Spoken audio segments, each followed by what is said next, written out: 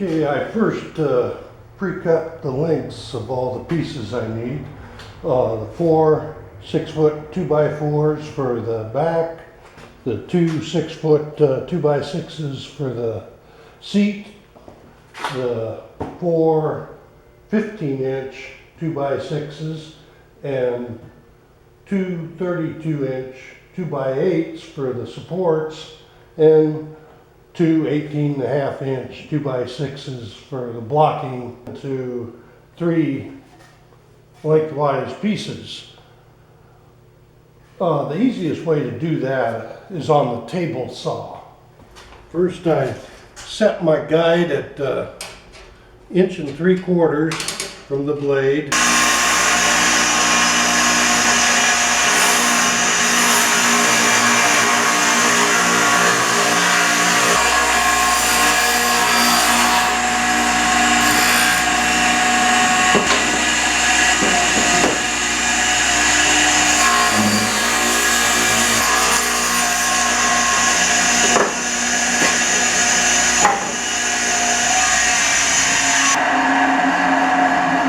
This gives me 2 blocks for the bottom of my support, 1 on each side, and 1 up to support the seat,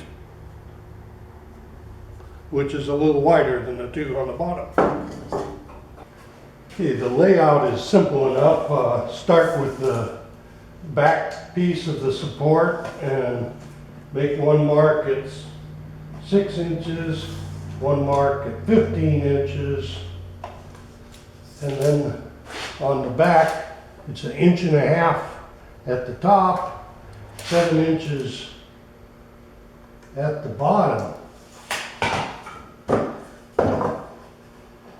Join those 2 lines with a good framing square. And there's your cut line, which also gives you opportunity to remove knot from an end, or if there's a split down part of it, that can be removed. On the 6-inch mark, just draw a line up with a 45-degree angle. Then you can measure 3 inches up on that. Put a little mark, put a 45-degree going the other way, and you got your notch. The other 2 supports, there's just 6-inch mark on one side of the one, 6-inch mark on both sides of the other one. Doesn't have to be a diamond in the middle, holes. You can make a heart shape simply by using a 1-inch can as a guide, putting it up there even with the edge and the bottom line, which is the one that's 6 inches from the bottom. Then draw around your can and you got half the heart shape. Or if you want a round thing, I happen to have a 4-inch round hole saw, which has holes in the middle that help guide along the edge, and I line it up with my 6-inch mark on the bottom, and I can make a half circle. Use my circular saw to cut these notches.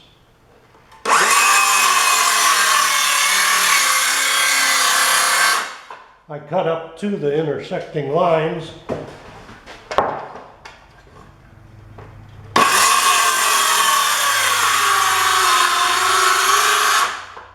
Then I use my saber saw to finish it up.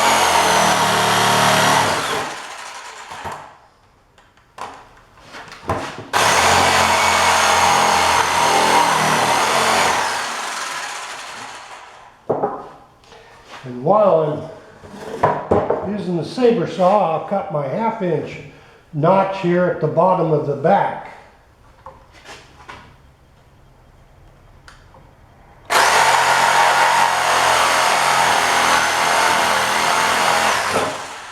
And then I use my circular saw to cut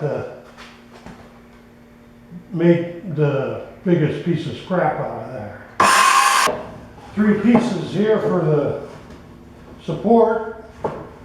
I can start assembling that with the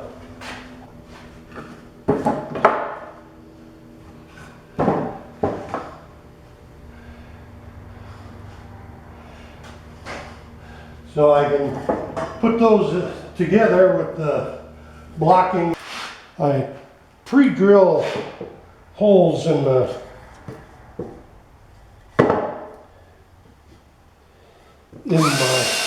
board. Just through the top board is where it goes into a board below it. The wood's soft enough that it doesn't really need a pilot hole.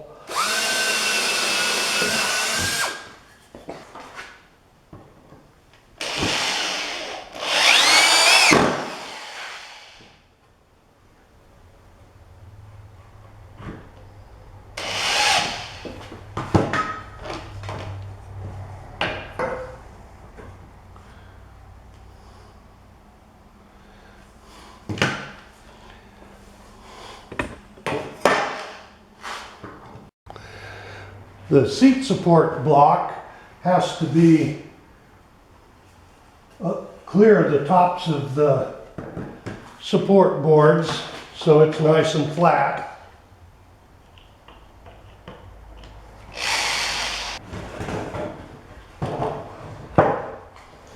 And just flip it over and put the other bottom support on.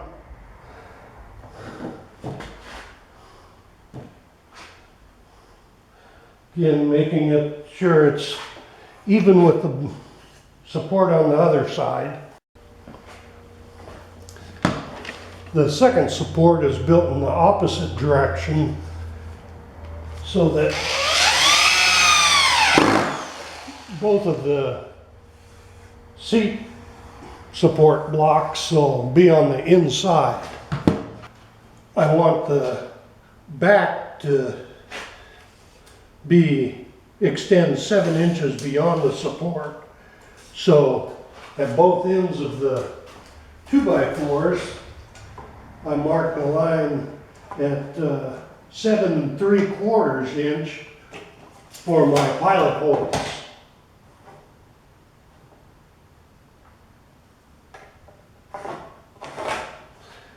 And the seat will also extend 7 inches over, but I want to fasten it into this block. So they'll end up at, the holes will be centered at 9 1/4.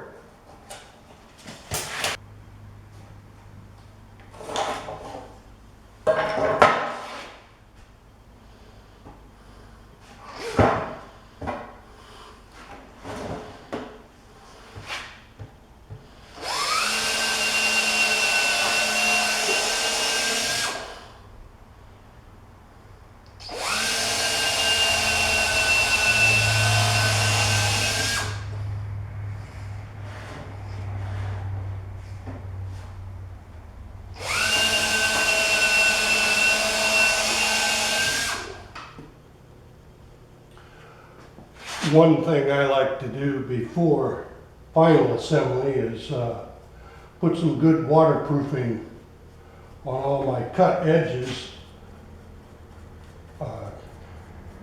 Even though it's pressure treated lumber, you know, this helps prevent any water from wicking up inside the boards.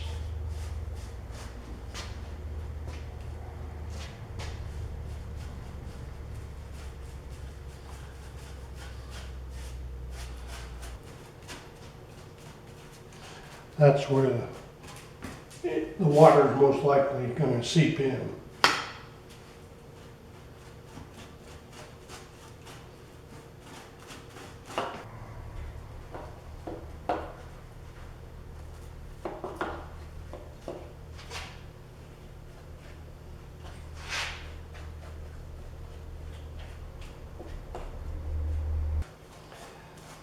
I'll have to leave it dry for about a day before I put the back boards and the seat boards on it. Final assembly, I start with my seat boards. Make sure they're just about 7 inches from the end of the support. Use a 1/2 inch spacer block. Bring them out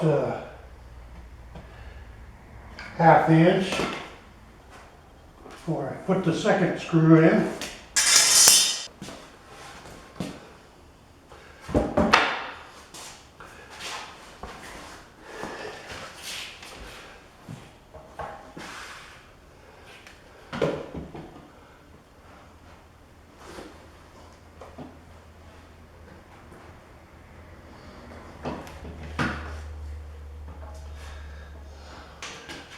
Use my spacing block again at the other end.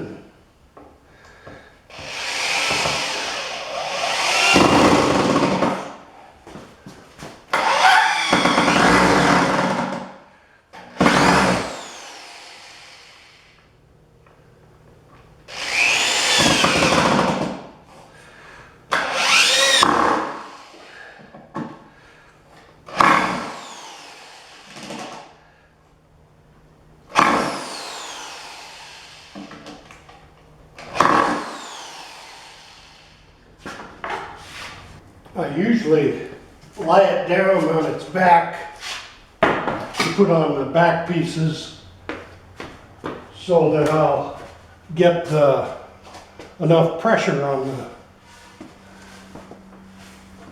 screws when I put them in. I line up the top board right with the top of the support, get my pre-drilled holes in the center of the board.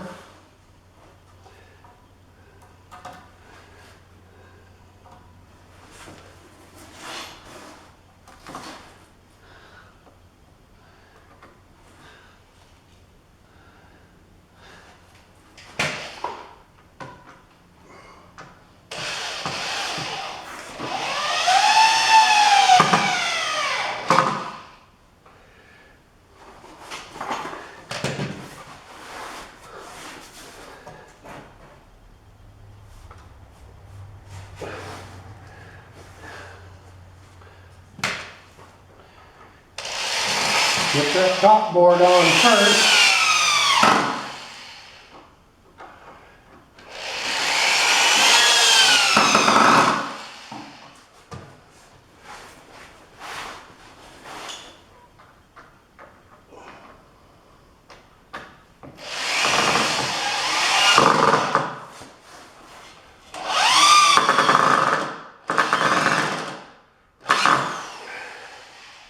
Using my 1/2 inch block, I just start working my way down.